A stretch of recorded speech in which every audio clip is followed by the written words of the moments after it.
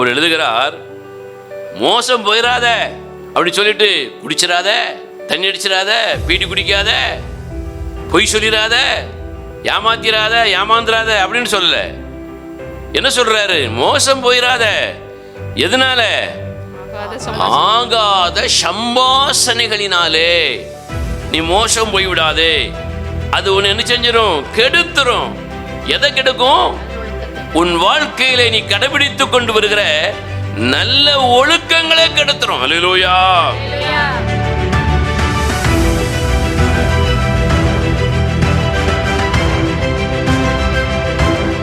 இன்னைக்கு நிறைய பேரு நல்ல ஒழுங்கா வாழ்ந்தவங்க எல்லாம் இன்னைக்கு ஒழுங்கு கெட்டு வாழ்ந்து கொண்டிருப்பதை நம்ம கண்ணு முன்னாலே பார்க்கிறோம். அல்லேலூயா.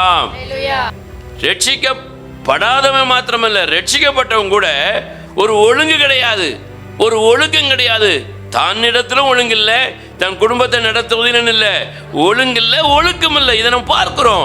ஊழியக்காரனுடைய குடும்பத்தில் பார்க்கிறோம், விசுவாசிகளுடைய குடும்பத்தில் பார்க்கிறோம், நிறைய சபைகள் பார்க்கிறோம். எல்லாரையும் நான் சொல்ல மாட்டேன். அதிகமான பேர்கள் பாருங்கள், ஒழுக்க கேடு உள்ளவர்களாக, ஒழுங்கீனம் உள்ளவர்களாக கெட்டு போய் கொண்டிருக்கிறார்கள்.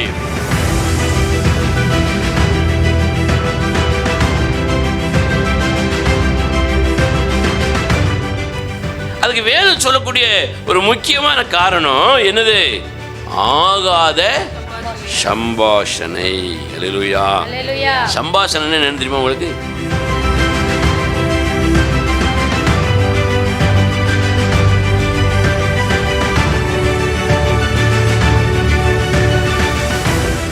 சம்பாஷணைனா இரண்டு பேர் உரையாடுகிறதுன்னு அர்த்தம். இரண்டு நபர்கள் உரையாடி கொண்டிருப்பது, பேசிக்கொள்வது தான் என்னது? சம்பாஷணை அப்படின்னு போட்டிருக்கு. அல்லேலூயா. இன்னைக்கு இந்த உரையாடல் எப்படிப்பட்ட உரையாடலாக இருக்கிறது அப்படின்னு யோசிக்கணும்.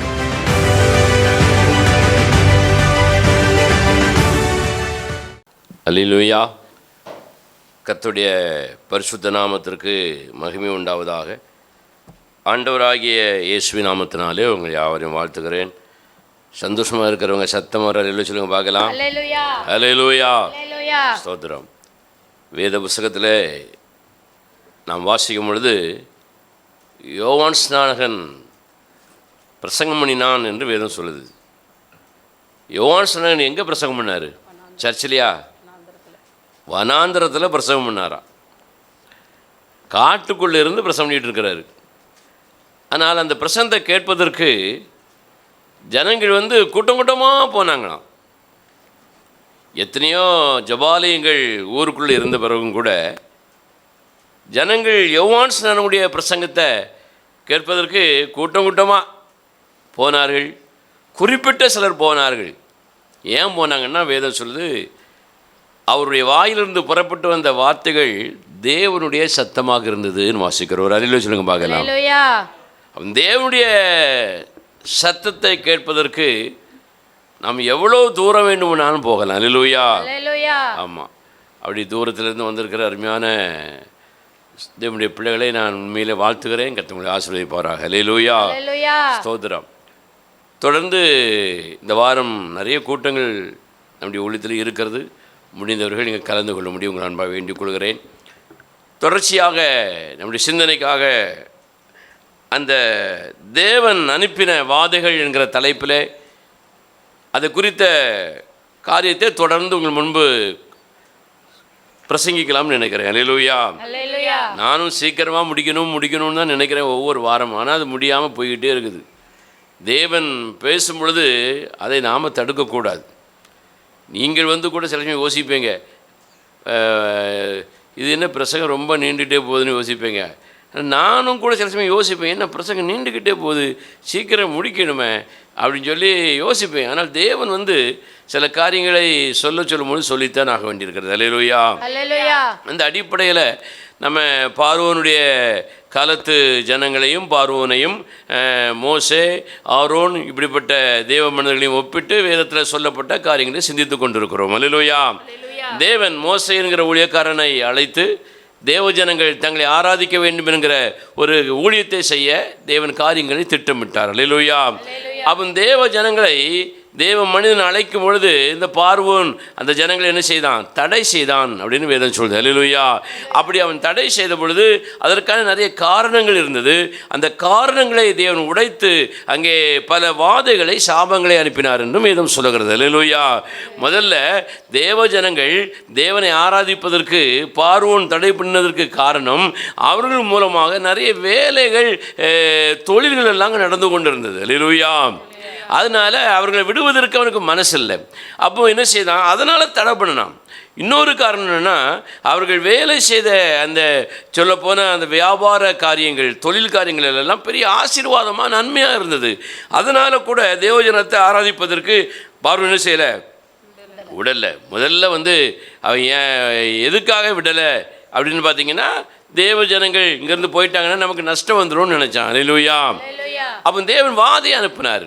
எங்கே வாதையை அனுப்பினார்? நைல் நதியில் அனுப்பினார். நைல் நதியிலிருந்து நிறைய வருமானங்கள் அந்த தேசத்துக்கு வந்தது, செழிப்பு வந்தது.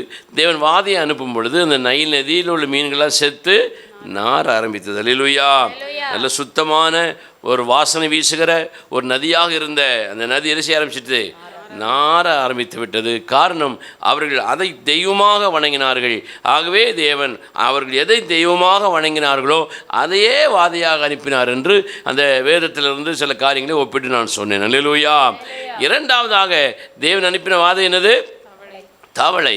தவளை அவர்கள் என்ன நினைத்தார்கள்? எந்த தெய்வம் நினைச்சாங்க? மரித்தவர்களை உயிரோடு எழுப்புகிற வல்லமை தவளைக்கு உண்டு என்று நினைத்தார்கள். தெய்வத்துக்கு உண்டு, அது தவளை வடிவில் இருக்கிறது என்று நம்பினார்கள்.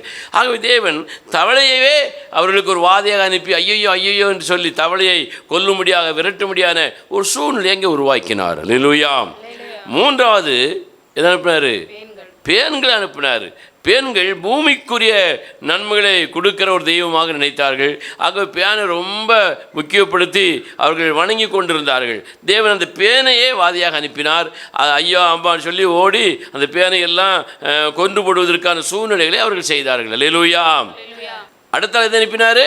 வண்டு. வண்டு என்பது நம்முடைய உறவினர்கள், நம்முடைய மூதாதையர்கள், பெரியவர்கள் மரித்து போன பிற்பாடு அவர்கள் உயிரோடு எழும்பி நம்மோடு உலா வருவதாகவும், நமக்கு முன்பதாக காட்சியளிப்பது போலவும், நமக்கு துணை நின்று நம்முடைய வாழ்க்கையில் நமக்கு உதவி செய்வது போலவும் அவர்கள் நம்பினார்கள். ஆகவே தேவன் இந்த வண்டு அனுப்பினார். வண்டு பெரிய பிரச்சனையை உண்டாக்கி அங்கே பெரிய ஒரு குழப்பத்தை உண்டாக்கிட்டு. அல்லேலூயா. அதில் நிறைய விஷயங்களை நான் உங்களுக்கு சொன்னேன். நீங்கள் அதை குறித்து தொடர்ந்து அறிந்து கொள்ள வேண்டுமானால் யூடியூப்பில் போய் நீங்கள் போய் பாருங்கள், உங்களுக்கு புரியும். அல்லேலூயா. முடிவில் சொன்னேன், வண்டு அந்த தேசத்திற்குள்ளாக வாதையாக வந்த பொழுது அங்கே என்ன நடந்தது? ஒரு வசனத்தை நீங்கள் வாசிக்கலாம். யாத்ராகமத்தின் புஸ்தகம் திருப்பிக் கொள்வோம், 8ஆம் அதிகாரம். தேவன் வண்டுகளை வாதியாக அனுப்பின பொழுது, வண்டுகள் என்பது தங்களுடைய மூதாதையர்கள், இறந்து போன மூதாதையர்கள் வண்டுகள் வடிவத்திலே நமக்கு உதவி செய்கிறார்கள் என்று அந்த பார்வோனுடைய ஜனங்கள் நம்பினார்கள். ஆகவே தேவன் இந்த வண்டுகளை வாதியாக அனுப்பும் பொழுது அங்கே என்ன நடந்தது? வாசிங்க. யாத்திராகமம் 8ஆம் அதிகாரம் 24ஆம் வசனம் வாசிங்க. அப்படியே கர்த்தர் செய்தார். அப்படியே கர்த்தர் செய்தார். மகா திரளான வண்டு ஜாதிகள் பார்வோன் வீட்டிலும் அவன் ஊழியக்காரர் வீடுகளிலும் எகிப்து தேசம் முழுவதிலும் வந்தது. வண்டுகளினாலே தேசம் கெட்டு போய்விட்டது. அல்லேலூயா. எந்த வண்டை மரித்து போன நம்முடைய பெற்றோர்கள் என்று நம்பி வழிபட்டார்களோ அந்த வண்டு மூலமாகவே அந்த தேசம் என்ன செஞ்சது? கெட்டு போய்விட்டது. அல்லேலூயா. ஆகவே நான் சொன்னேன், மரித்தவர்கள் மறுபடியும் உயிரோடு எழும்பி உலா வருவார்கள், நடப்பார்கள் என்று சொல்லி நம்ம என்ன செய்யக்கூடாது? நம்பிவிடக்கூடாது. எங்கள் அம்மா சொப்பனத்தில் வந்தால், அப்பா சொப்பனத்தில் வந்தார், செத்து போனவர், அல்லது நண்பன் இறந்து போனவன் சொப்பனத்தில் வந்தான் என்று சொல்லி அதை நம்புவோமானால் நாம் கெட்டு போய்விடுவோம் என்பதற்கான நிறைய உதாரணங்களை சொன்னேன். அதில் அந்த வண்டு என்கிற வாதை ஒரு மனிதனுடைய வாழ்க்கையில் வரும் பொழுது, பார்வோன் தேசத்திற்குள்ளே வண்டு நுழைந்த பொழுது எப்படி அந்த தேசம் கெட்டு போனதோ அதுபோல அந்த மனிதர்களும் கெட்டு போய்விடுவார்கள் என்று நான் உங்களுக்கு சொன்னேன். அல்லேலூயா. ஒரு வாதை ஒரு மனிதனுக்குள்ளே வரும் பொழுது அவன் எப்படி கெட்டு போகிறானாம்? வேதம் சொல்கிறது, அவன் தன்னை தானே கெடுத்து கொள்ளுகிறான். அல்லேலூயா. வாதை உள்ள வந்துட்டுனாலே இவன் அடுத்தவனுக்கு எடுக்கிறானோ, அடுத்தவன் இவனுக்கு எடுக்கிறானோ அது தெரியாது நமக்கு. ஆனால் அவனையே அவன் கெடுத்து கொள்வான். அல்லேலூயா. ஒரு மனிதன் தன்னைத்தானே கெடுத்து கொண்டால் அவனை குறித்து வெளியே என்ன சொல்வார்கள்? பைத்தியம் என்று சொல்வார்கள், மண்டைக்கு கிறுக்கு பிடித்து விட்டது என்று சொல்வார்கள். அப்போ இதை போல ஒரு மனிதன் தன்னைத்தானே கெடுத்து கொள்வான் என்று சொன்னால் அவன் வாதைகளினாலே சாபத்தினாலே நிறைந்திருக்கிறான் என்று சொன்னேன். அல்லேலூயா. ஒரு பிசாசு பிடித்த ஒரு மனிதன் கல்லுகளை எடுத்துக்கொண்டு தன்னுடைய சரீரத்தை தானே கீறிக்கொண்டு கல்லறையில் இருந்தான், சத்தம் போட்டான், ஊழ போட்டான்னு சொல்லலாம் வேதத்திலிருந்து உங்களுக்கு சொன்னேன். அல்லேலூயா. இதே போல் நிறைய மனிதர்கள் தீய செயல்களினாலே தங்களை என்ன செய்து கொள்கிறார்கள்? கெடுத்து கொள்கிறார்கள். பீடி குடிக்கிறாங்க, தண்ணி அடிக்கிறாங்க, இன்னும் தவறான விபச்சார கூட்டத்துக்கு போகிறாங்க, இன்னும் என்னெல்லாமோ தங்களை தாங்களே கெடுப்பதற்காக. இதுக்கெல்லாம் என்ன காரணம்? அவங்களுக்குள்ள என்ன இருக்குது? வாதையனுங்கிற அசுத்தாவி இருக்கிறது. ஒரு அல்லேலூயா சொல்லுங்க பார்க்கலாம். ஆகவே தான் கெட்டு போகிறார்கள், தங்களை தாங்களே கெடுத்துக் கொள்கிறார்கள். அப்படி ஒரு வேளை நாம் நம்மை நாமே கெடுத்து கொண்டிருப்போமானால் ஒரு வாதையான ஒரு சாபமான ஒரு சம்பவம் நம்ம வாழ்க்கையில், நம்ம குடும்பத்தில் நமக்குள்ள என்ன செஞ்சுருக்குது? நுழைந்திருக்கிறது என்பதை அறிந்து கொள்ள வேண்டும். அதுக்கு ஒரு உதாரணத்தை சொன்னேன். ஒரு மனிதன் எப்பொழுது தன்னைத்தானே கெடுத்துக் கொள்கிறான்? தேவனை மறந்து, தேவனை புறக்கணித்து, தன்னை தூக்கி சுமந்த கர்த்தரை அவன் மறந்து தன்னிச்சையாக ஒரு மனிதன் நடக்கும் பொழுது அவன் என்ன செய்கிறான்? தன்னைத்தானே கெடுத்து கொள்ளுகிறான். அல்லேலூயா. இரண்டாவதாக என்ன சொன்னேன்? தேவன் இல்லை என்று தன் இருதயத்துக்குள்ளே சொல்லிக் கொள்ளுகிற ஒரு மனிதன் தன்னைத்தானே கெடுத்து கொள்ளுகிறான். வேற என்ன சொன்னேன்? தேவனை மறந்து, தேவனுக்கு கீழ்ப்படியாமல், தேவனை புறக்கணிச்சதுனால வாதம் உள்ளவர் அவன் தன்னைத்தானே கெடுத்துக் கொள்கிறான். இரண்டாவது, தேவன் இல்லை என்று தன் இருதயத்திலே சொல்லிக் கொள்கிறான். வெளியே பெரிய ஆர்ப்பாட்டம், ஸ்தோத்திரம், அல்லேலூயா, ஆமேன்லாம் சொல்லுவாங்க. இருதயத்திற்குள்ளே என்ன செய்வாங்க? தேவன் இல்லை என்று சொல்லி கொண்டிருப்பார்கள். அவர்கள் எப்படி அடையாளம் கண்டு கொள்ள முடியும்னா வெளியே எப்படி இருப்பாங்க? அருவருப்பான காரியங்களை செய்வார்கள் என்று சொன்னேன். அல்லேலூயா. இன்றைக்கு மூன்றாவதாக ஒரு மனிதன் வாதை அவனுக்குள்ளே நுழையும் பொழுது எப்படி கெட்டு போகிறான், எப்படி கெடுக்கிறான் என்பதை நான் உங்களுக்கு கொஞ்சம் சுட்டி காட்ட விரும்புகிறேன். அல்லேலூயா. வாசிக்க பார்க்கலாம். ஒரு வசனத்தை நீங்கள் திருப்பிக் கொள்ளுங்கள். 1 கொரிந்தியர் 15ஆம் அதிகாரம் திருப்பிக் கொள்வோம். பவுல் கொரிந்தியருக்கு எழுதின முதலாவது நிருபம் 15வது அதிகாரம் 33வது வசனத்தை வாசிக்க பார்க்கலாம். மோசம் போகாதிருங்கள், மோசம் போகாதிருங்கள், ஆகாத சம்பாஷணைகள், ஆகாத சம்பாஷணைகள் நல்லொழுக்கங்களை கெடுக்கும், நல்ல ஒழுக்கங்களை கெடுக்கும், கெடுத்து விடும். அல்லேலூயா. அல்லேலூயா. பவுல் எழுதுகிறார், மோசம் போயிடாத அப்படி சொல்லிட்டு குடிச்சிடாத, தண்ணி அடிச்சிடாத, பீடி குடிக்காத, பொய் சொல்லிடாத, ஏமாத்திராத, ஏமாந்துராத அப்படின்னு சொல்லல. என்ன சொல்றாரு? மோசம் போயிடாத. எதனால? ஆகாத சம்பாஷணைகளினாலே நீ மோசம் போய்விடாதே. அது உன்னை என்ன செஞ்சிடும்? கெடுத்துரும். எதை கெடுக்கும்? உன் வாழ்க்கையில நீ கடைபிடித்து கொண்டு வருகிற நல்ல ஒழுக்கங்களே கெடுத்துரும். அல்லேலூயா. இன்னைக்கு நிறைய பேர் நல்ல ஒழுங்கா வாழ்ந்தவங்க எல்லாம் இன்னைக்கு ஒழுங்கு கெட்டு வாழ்ந்து கொண்டிருப்பதை நம்ம கண்ணு முன்னாலே பார்க்குறோம். அல்லேலூயா. புறவினத்தார் மாத்திரமல்ல, ரட்சிக்கப்படாதவன் மாத்திரமல்ல, ரட்சிக்கப்பட்டவங்க கூட ஒரு ஒழுங்கு கிடையாது, ஒரு ஒழுக்கம் கிடையாது. தன்னிடத்திலும் ஒழுங்கில்லை, தன் குடும்பத்தை நடத்துவதிலும் இல்லை, ஒழுங்கில்லை, ஒழுக்கம் இல்லை. இதை நம்ம பார்க்குறோம். ஊழியக்காரனுடைய குடும்பத்தில் பார்க்குறோம், விசுவாசிகளுடைய குடும்பத்தில் பார்க்குறோம், நிறைய சபைகளிலும் பார்க்குறோம். எல்லாரையும் நான் சொல்ல மாட்டேன். அதிகமானவர்கள் பாருங்கள், ஒழுக்கக்கேடு உள்ளவர்களாக, ஒழுங்கீனம் உள்ளவர்களாக கெட்டு போய் கொண்டிருக்கிறார்கள். அதுக்கு வேதம் சொல்லக்கூடிய ஒரு முக்கியமான காரணம் என்னது? ஆகாத சம்பாஷணை. அல்லேலூயா. சம்பாஷணை என்ன தெரியுமா உங்களுக்கு? சொல்லுங்க பார்க்கலாம். சம்பாஷணை என்னது? சம்பாஷணைனா 2 பேர் உரையாடுகிறதுன்னு அர்த்தம். 2 நபர்கள் உரையாடி கொண்டிருப்பது, பேசிக்கொள்வது தான் என்னது? சம்பாஷணை அப்படின்னு போட்டிருக்கு. அல்லேலூயா. இன்னைக்கு இந்த உரையாடல் எப்படிப்பட்ட உரையாடலாக இருக்கிறது அப்படின்னு யோசிக்கணும். நாமெல்லாம் பேசுகிறோம். கவனிக்க வேண்டிய முக்கியமான விஷயம், நம்ம பேசக்கூடிய நபர் ஆகக்கூடியவரா ஆக கழிவா அப்படின்னு பார்க்கணும். அல்லேலூயா. நம்ம பேசக்கூடிய ஒரு நபர் ஆக்கமுடையவரா அல்லது ஆக கழிவுடையவரான்னு யோசிக்கணும். 2வது, நாம் பேசுகிற அந்த வார்த்தைகள் உண்மையிலே நல்ல வார்த்தைகளா ஆகாத வார்த்தைகளான்னு கவனிக்கணும். அல்லேலூயா. அப்போ ஒரு மனிதன் ஆகாத ஒரு மனிதனோடு ஆகாத வார்த்தைகளோடு அவன் சம்பாஷிக்கும் பொழுது, உரையாடும் பொழுது, பேசிக்கொள்ளும் பொழுது அவன் என்ன செய்கிறான்? கெட்டு போய் விடுகிறான். எப்படி கெட்டு போகிறான்? வெள்ளையாக இருக்கிறவன் அப்படியே கருப்பாக மாறிடுதானா? உயரமாக இருக்கிறவன் குள்ளமாக போயிருந்தானா? எப்படி கெட்டு போகிறான்? ஒழுக்கங்கெட்டவனாக மாறி போய் விடுகிறான். ஒழுங்கு கெட்டவனாக மாறி போய் விடுகிறான். எப்படி அவன் ஒழுங்கு கெட்டவனாக ஒழுக்கங்கெட்டவனாக மாறுவதற்கு எது காரணமாக இருக்குது? ஆகாத சம்பாஷணை, ஆகாத உரையாடல், ஆகாத பேச்சுக்கள். சில வீட்டில் நான் பார்த்துருக்குறேன்,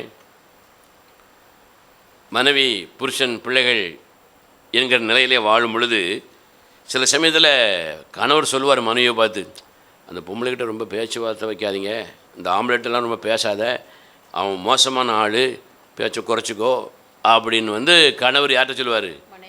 மனைவிக்கிட்ட சொல்லுவா. மனைவி நல்ல மனைவியாக இருந்தால் என்ன செய்வா? எங்கே சொல்லுங்கள், நல்ல மனைவியாக இருந்தால் என்னங்க சொல்லுவா? என்ன சொல்லுவா?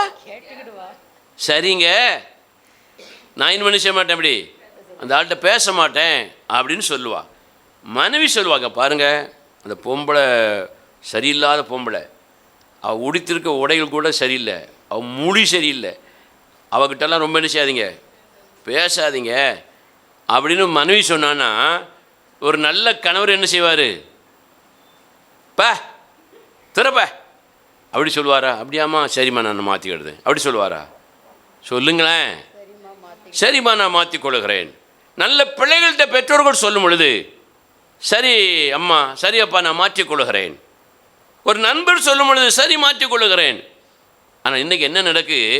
புருஷன் மனைவிட்ட சொன்னாலும் மனைவி புருஷன் சொன்னாலும், நீங்கள் என்ன சந்தேகப்படுகிறீர்களா? நான் ஒன்றை சந்தேகப்படலை, உன் கூட ஒருத்தன் பேசிகிட்டு இருக்கான்ல, உன் கூட ஒருத்தி பேசிகிட்டு இருக்கிறாள், அவளை நான் சந்தேகப்படுகிறேன்.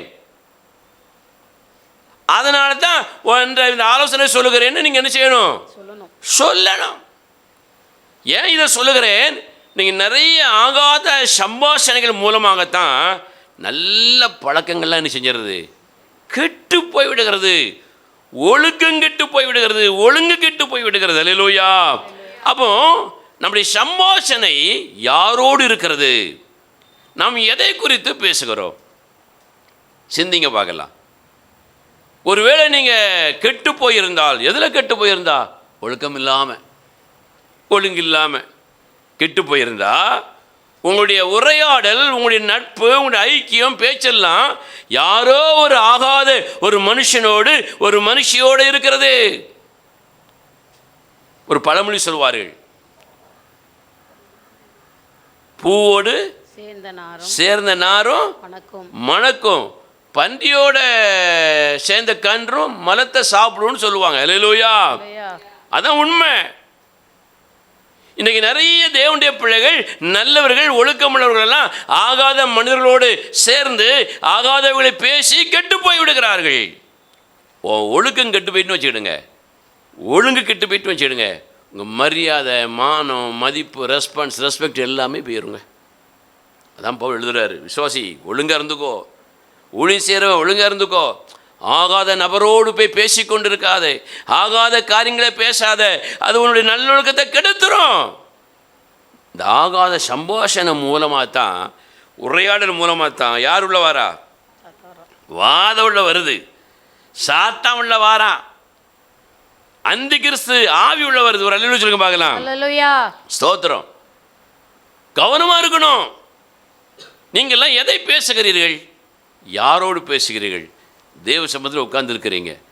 நான் ஆகாதவனோடு ஆகாத வார்த்தைகளை எல்லாம் பேசுவதே கிடையாது ஐயா அப்படி சொல்லக்கூடிய ஒரு அல்லேலூயா சொல்லுங்க பார்க்கலாம். அப்போ நீங்கள்லாம் எப்படி இருப்பீங்க? கெட்டு போய் தான் இருப்பீர்கள். ஒழுங்கில்லாமல் இருப்பீர்கள். ஒழுக்கம் இல்லாமல் இருப்பீர்கள். அல்லேலூயா. அல்லேலூயா. நல்ல ஒழுக்கத்தையும் ஒழுங்கையும் பேசுகிறவர்களோடு யாரும் அதிகமாக நெருக்க வைப்பதே இல்லை. அல்லேலூயா. ஏன்னா அவர்கள் எப்பொழுதுமே ஒழுங்கை பற்றியும் ஒழுக்கத்தை பற்றியும் என்ன செஞ்சுட்டு இருப்பாங்க? பேசிக்கொண்டே இருப்பார்கள். ஆகவே தான் நான் நிறைய பேர் என்னுடைய ஊழியத்தில் சந்தித்திருக்கிறேன். பாருங்கள், இங்கே வரவே மாட்டாங்க பேச. ஒரு குடிகாரங்கிட்ட நின்று பேசிகிட்டு இருப்பாங்க. ஒரு அசுத்தமான மனுஷக்கிட்ட நின்று பேசிகிட்டு இருப்பாங்க. ஒரு தேவனுடைய பிள்ளைகள்கிட்ட ஒரு தேவனுடைய மனிதர்கிட்ட வருவது கிடையாது. ஏன்? அவர் எப்பொழுதும் ஒழுக்கத்தை பற்றியே பேசுவார், ஒழுங்கை பற்றியே பேசுவார். முடிய ஒழுங்காக சீவுங்கம்பார், சட்டையை ஒழுங்காக போடுங்கம்பார், செருப்பை ஒழுங்காக போடுங்கன்னு சொல்லுவார். இப்படி சொல்லிக்கிட்டே இருப்பார். இது நமக்கு என்ன செய்யாது? ஒத்து வராது. அவர் பேசக்கூடிய வார்த்தைகள் எல்லாம் ஒழுக்கம் சம்பந்தப்பட்டதாக இருக்கும், ஒழுங்கு சம்பந்தப்பட்டதாக இருக்கும். அது நமக்கு ஒத்து வராது. அதனால இந்த வீட்டு முன்னால் போகிறத விட 2 தெரு தாண்டி போய் சுற்றிட்டு நம்ம வருவோம்னு சொல்லி நிறைய நண்பிகள் எல்லாம் போகிறதுன்னு அறிவேன். அல்லேலூயா. இன்றைக்கு நிறைய பேர் இந்த அருமையான ஊழியத்தோடு இணைந்து தொடர்ந்து வர முடியாததற்கு போன ஒரே காரணம் தெரியுமா? ஒழுக்கக்கேடுகள், ஒழுங்கினங்கள். இதை குறித்து பேச பேச விலகி விடுவார்கள். அல்லேலூயா. புரிந்து கொள்ள வேண்டும். உன் பேச்சு யாரோடு இருக்கிறது? தேவன் உருவாக்கின அந்த ஏதேன் தோட்டத்தில் அந்த ஆதாமும் ஏவாளையும் தேவன் அருமையாக வைத்திருந்தார். ஏவாள் போனா, சாத்தான்கிட்ட பேசினா, மொத்தமாக குடும்பமே உடைஞ்சு போச்சு. கவனமாக இருக்கணும். ஆகாத சம்பாஷணைகள் நல்லொழுக்கங்களை கெடுத்தாலே நீங்கள் கெட்டு போய் விட்டீர்கள் என்று அர்த்தம். அல்லேலூயா. நீங்கள் எப்படி இருக்கிறீங்க? தேவனுடைய பிள்ளைகள் ஒழுக்கமாக இருக்கிறீங்களா? ஒழுங்காக இருக்கிறீங்களா? ரெண்டுக்கும் நிறைய வித்தியாசங்கள், பெரிய செய்தி இருக்கு அதில். ஒழுக்கம்னா என்ன, ஒழுங்குனா என்ன, நிறைய செய்தி இருக்குது. சாலமோன் தன்னுடைய நீதிமொழிகள் எழுதும் பொழுது ஒரு பெண்ணை குறித்து எழுதுகிறார். ஞாபகம் வருது, வாசிங்க பார்க்கலாம். இந்த நல்ல ஒழுக்கம் உள்ள ஸ்திரீ மானத்தை காப்பான்னு ஒரு வசனம் வரும். எங்கன்னு வாசிங்க. நீதிமொழிகள் 11ஆம் அதிகாரம் 16 வசனத்தை வாசிங்க. நல்லொழுக்கமுள்ள ஸ்திரீ, நல்ல ஒழுக்கமுள்ள ஸ்திரீ மானத்தை காப்பாள், மானத்தை காப்பாள், காப்பாள். இல்லை, நான் புரிந்து கொண்ட ஒரு விஷயம் தெரியுமா? மானத்தை காப்பாள்னா அடுத்த ஆள் மானத்தை காப்பாளா, தன்னுடைய மானத்தை காப்பாளா? முதல்ல தன்னுடைய மானத்தை காப்பா, அடுத்தவுடைய மானத்தையும் காப்பா. அல்லேலூயா. யாரு? நல்ல ஒழுக்கமுள்ள ஒரு ஸ்திரீ. அதே போல நல்ல ஒழுக்கமுள்ள ஒரு மனிதன், ஒரு சகோதரன் தன்னுடைய மானத்தையும் அடுத்தவங்களுடைய மானத்தையும் என்ன செய்வான்? காப்பாற்றுவானே தவிர கப்பலேற்றி விட மாட்டான். அல்லேலூயா. இன்னைக்கு சபையினுடைய மானம் கப்பலேறி போய் கொண்டிருக்கிறது. சபையார் தேவனுடைய நாமத்தை தூஷிக்கும்படியாக ஒழுக்கங்கெட்டவர்களாக ஒழுங்கினமுள்ளவர்களாக குத்தாட்டம் போடுகிறார்கள். சபைக்குள்ளேயே கதகளி நடக்கு, டிஸ்கோ நடக்கு. ஆச்சரியமா இருக்கு. அல்லேலூயா. சாத்தான் இந்த அளவுக்கு உள்ளே போய்விட்டானா என்று சொல்லி வேதம் சொல்லுகிறது. இதுக்கெல்லாம் என்ன காரணம் தெரியுமா? இந்த ஆகாத சம்பாஷணைகள் உள்ள வர வர வர நல்ல ஒழுக்கங்களை என்ன செஞ்சிடும்? கெட்டு போயிடும். நீ ஆகாத சம்பாஷணைகளை நீ உள்ளே அனுமதிக்காமல் இருந்தால் நல்லொழுக்கமுள்ள ஒரு மனுஷனாக, நல்ல ஒழுங்குள்ள ஒரு மனுஷியாக உன் வாழ்க்கை என்ன செய்யும்? அமையும் என்று வேதம் சொல்லுகிறது. அல்லேலூயா. நீங்கள் யாரோடு பேசுகிறீர்கள்? எதை பேசுகிறீர்கள்? வேத புஸ்தகத்தில் சம்பாஷணை செய்து கொண்ட சில தேவனுடைய பிள்ளைகளை குறித்து உங்கள் முன்பு நான் பேச விரும்புகிறேன். அவர்கள் எதை குறித்து சம்பாஷணை பண்ணினார்கள் அப்படிங்கிறது நான் பேச விரும்புகிறேன். அல்லேலூயா. எடுத்துவங்க வாசிங்க பார்க்கலாம். முதலாவதாக திருப்பிக் கொள்ளுவோம். லூக்கா எழுதின சுவிசேஷம் 9ஆம் அதிகாரம் 30வது வசனத்தை வாசிங்க பார்க்கலாம். அன்றியும் மோசே எலியா என்னும் 2 பேரும் மகிமையோடு காணப்பட்டு அவரோடு சம்பாஷணை பண்ணி கொண்டிருந்தார்கள். அல்லேலூயா. இயேசு குறிப்பிட்ட தன்னுடைய சீஷர்களோடு ஒரு இடத்துல போய் ஜெபித்து முடித்த உடனே அங்கே யார் வாரா? மோசேயும் எலியாவும். மரித்து போன மோசேயும் எலியாவும் இயேசுகிட்ட பேச வராங்க. அல்லேலூயா. தேவன் யாரைனாலும் என்ன செய்ய முடியும்? எழுப்ப முடியும், கூட்டிட்டு வர முடியும். ஒரு அல்லேலூயா சொல்லுங்க பார்க்கலாம். அவன் இயேசுகிட்ட பேசுறதுக்கு மோசேயும் எலியாவும் வந்து செஞ்சுட்டு இருக்காங்க, சம்பாஷணை பண்றாங்க. அல்லேலூயா.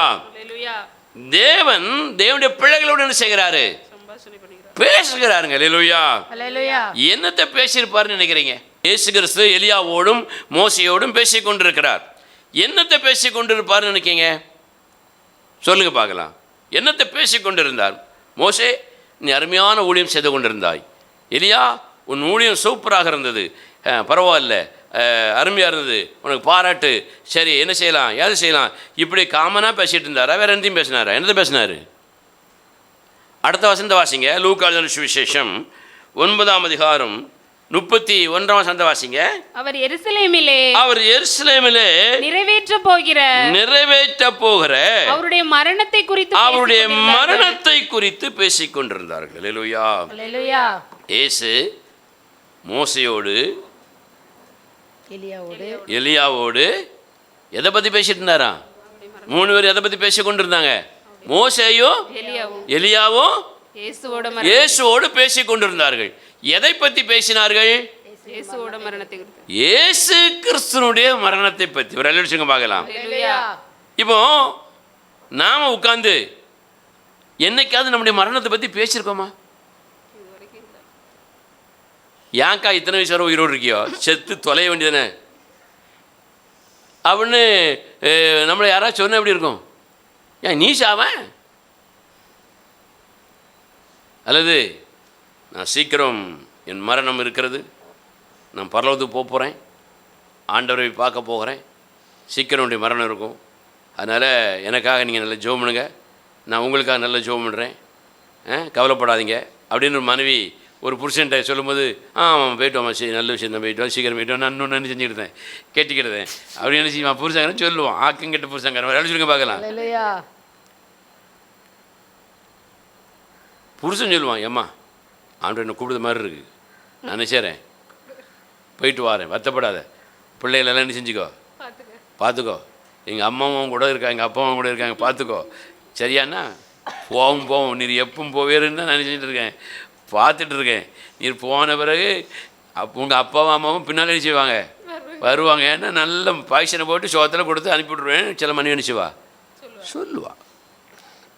யோசித்து பாருங்கள், மரணத்தை குறித்து பேசிகிட்டு இருக்காங்களாம். அவ்வளோ ஒரு சந்தோஷம் மரணத்தை குறித்து பேசுகிறதில்ல.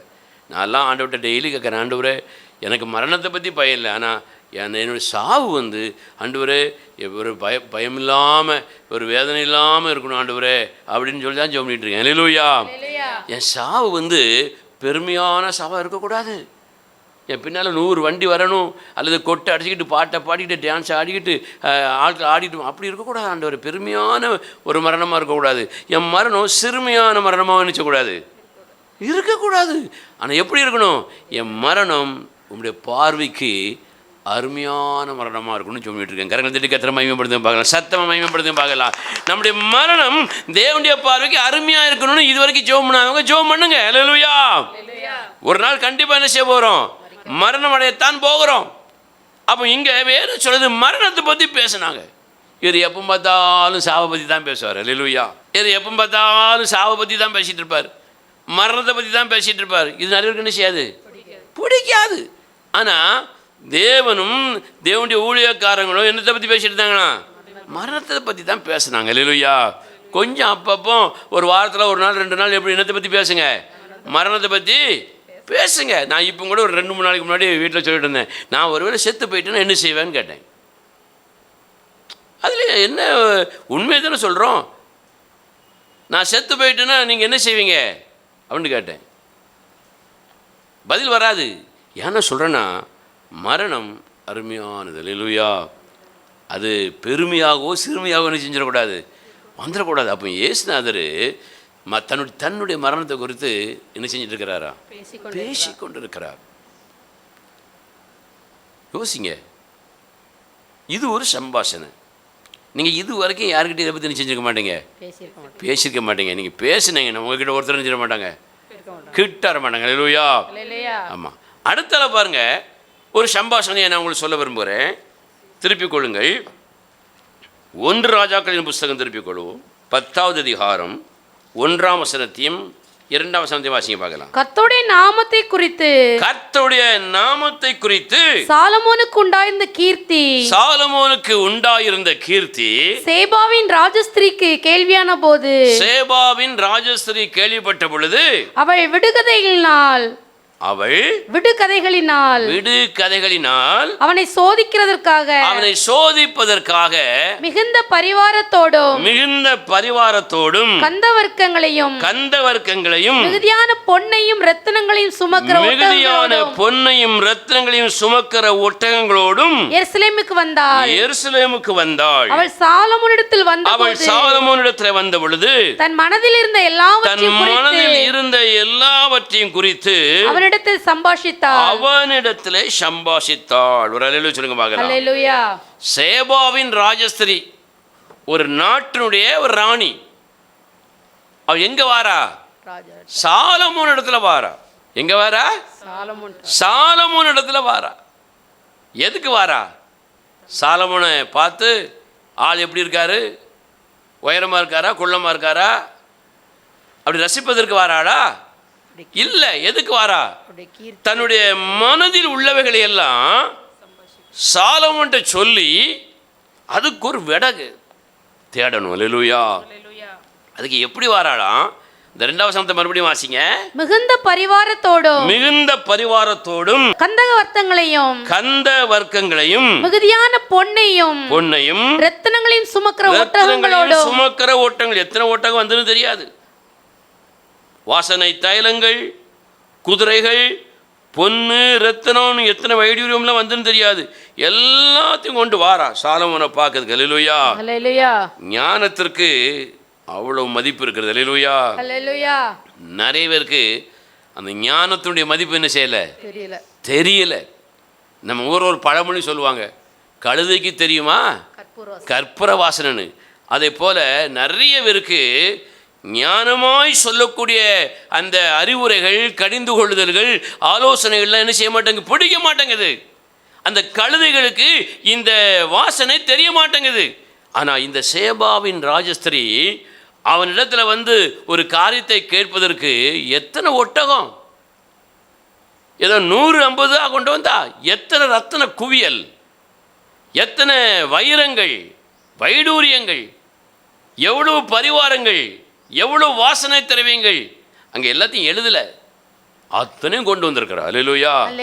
சாலமோனை பார்ப்பதற்கு சாலமோனுக்கு கொடுக்கப்பட்ட மரியாதை இல்லை, சாலமோனிடத்துல இருந்த ஞானத்திற்கு கொடுக்கப்பட்ட மரியாதை. கரங்கள் தட்டி கர்த்தரை மகிமைப்படுத்தி பார்க்கலாம். அல்லேலூயா. அதுக்கு தான் மரியாதை.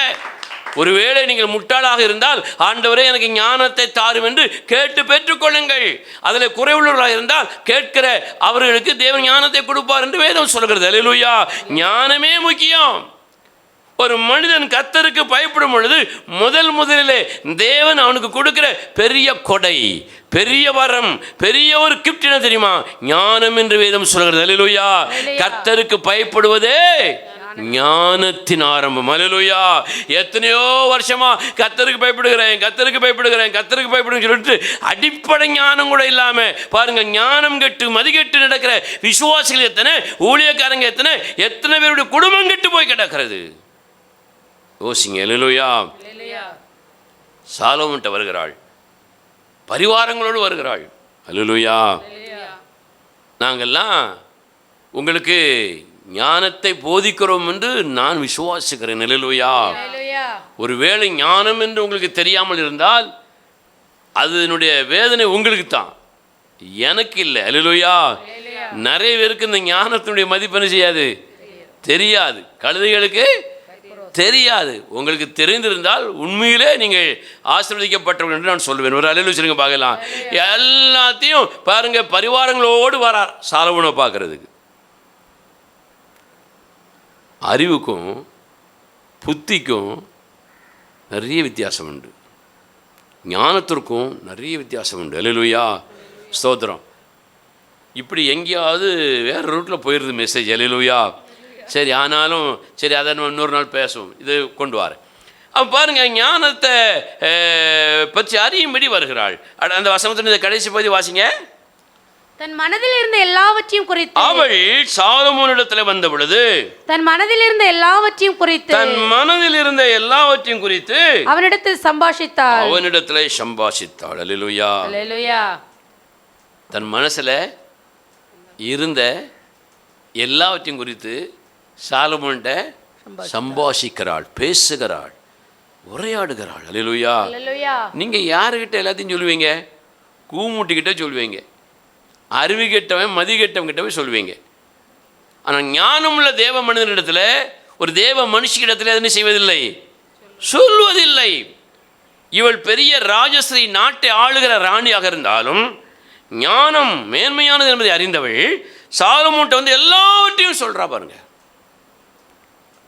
சாலமோனிடத்திலே சொன்னாள் என்பதை விட ஞானமுள்ள சாலமோனிடத்திலே சொல்வது என்பதுதான் பொருத்தமாக இருக்கும். எத்தனை பேர் அதை நீங்கள் நம்புகிறீர்கள்? கரங்களை எத்தனை மகிமைப்படுத்த பார்க்கலாம். ஹல்லேலூயா.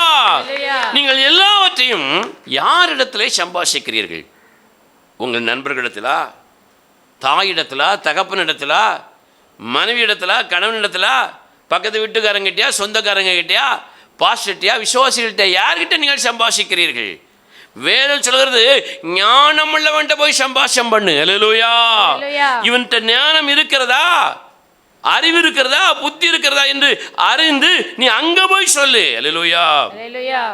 சிலர் வந்து சொல்லுவாங்க, சொல்லும் போதே தெரியும் மறைச்சி மறைச்சி பேசுறாங்கன்னு தெரியும். அல்லேலூயா. அது அப்படியே லைட் அடிக்கும். லைட் அடித்த உடனே அந்த அப்படியே எங்கெங்கே என்ன பூச்சி கிடக்கு, என்ன வண்டு கிடக்கு, எங்கே நூலாம்படை கிடக்குன்னு தெரியும் பார்த்தீங்களா? அதே மாதிரி சிலர் வந்து பேசும் பொழுது உண்மையை மறைத்து பேசுகிறாள், உண்மையை மறைத்து இவன் பேசுகிறான், இவர்கள் பேசுகிறார்கள் என்பதை ஞானமுள்ள ஒரு தேவ மனிதன், ஒரு தேவனுடைய பிள்ளை செய்யும், கண்டுகொள்ளும். அல்லேலூயா. அதனால் நீங்கள் ஞானமுள்ள ஆள்கிட்ட போய் பேசுங்க. அவங்க ஞானம் உள்ளவங்கன்னு தெரிஞ்சிட்டுனா மறைக்காம பேசுங்க. அல்லேலூயா. ஞானம் இல்லாதவர்கள் என்று தெரிந்தால் நீங்கள் ஒன்றையுமே பேசாமல் இருப்பது நல்லது. நீங்கள் பேசக்கூடிய நபர்கள் ஞானம் உள்ளவர்கள், தேவனுக்கு பயந்து ஞானத்தை பெற்றுள்ளனர் என்று நீங்கள் கண்டுகொண்டால் அங்கே என்ன செய்யுங்க? எல்லாவற்றையும் பேசுங்கள். பேசுறீங்களா? பேசியிருக்கீங்களா? நாங்கள் பேசுகிறோம், அப்படித்தான் பேசியிருக்கிறோம், ஒன்றையும் மறைத்து நாங்கள் சொன்னதே இல்லை என்று சொல்லக்கூடிய தேவ பிள்ளைகள் அல்லேலூயா சொல்லுங்க பார்க்கலாம். இருக்கட்டும், இனிமையாவது ஞானமுள்ள பிள்ளைகளிடத்தில், தேவ மனுஷனிடத்தில், தேவ மனுஷிடத்தில் எங்கள் உள்ளத்தில் உள்ளதையெல்லாம் திறந்து நாங்கள் சொல்லுவோம் என்று எத்தனை பேர் சொல்கிறீர்கள்? கரங்களை தட்டி எத்தனை மகிமைப்படுத்த பார்க்கலாம். நீங்கள் அப்படிப்பட்ட நபரிடத்தில் சொல்லாவிட்டால் உங்கள் வாழ்க்கையிலே, உங்கள் உள்ளத்திற்குள்ளே இருக்கிற அந்த கேள்வி இருக்குது பாருங்க, அந்த கேள்வி அதற்கு விடை கிடைக்காது, தவறான விடை கிடைத்துவிடும். ரொம்ப கஷ்டமாக இருக்குது, மனசுக்கு கவலையாக இருக்குது. ஒரு நண்பன்கிட்ட போகிறோம், என் பொண்டாட்டி எனக்கு யாசிட்டாப்பா, ரொம்ப வேதனையாக இருக்குது, என் வீட்டில் உள்ளவங்க என்னை தூசிச்சம் பண்ணிட்டாங்க, கஷ்டமாக இருக்குது, நான் வேலை பார்க்குற இடத்துல என்னை ரொம்ப அவமானமாக பேசிட்டாங்க அப்படின்னு டல்லாக உட்காந்துருப்போம். ஃப்ரெண்டு வருவான், அதில் நம்முடைய நண்பர்கள், தோழிகள் வருவார்கள். என்ன முகமே வருமா இருக்குது, வாடன மாதிரி இருக்கு, இப்படி பிரச்சனை, இங்கே இப்படி ஒரு பிரச்சனை அப்படி சொன்னோடனே உடனே என்ன தெரியுமா சொல்லுவாங்க? புண்புட்டு மனதை புகை போட்டு ஆற்று, இல்லைன்னா வா சினிமா தேட்டரில் போய் கொஞ்ச நேரம் உட்காந்து படம் பார்த்துட்டு வருவோம், இல்லைன்னா ஒரு கோட்டரை வாங்கு குடிச்சிட்டு கொஞ்ச நேரம் உரையாடுவோம், ஒன்றும் இல்லையா ஒரு மருந்து பாட்டில் வாங்கு குடிச்சிக்கிட்டு போயிட்டே ஏறி, குடிச்சிக்கிட்டு போயிட்டே ஏறி.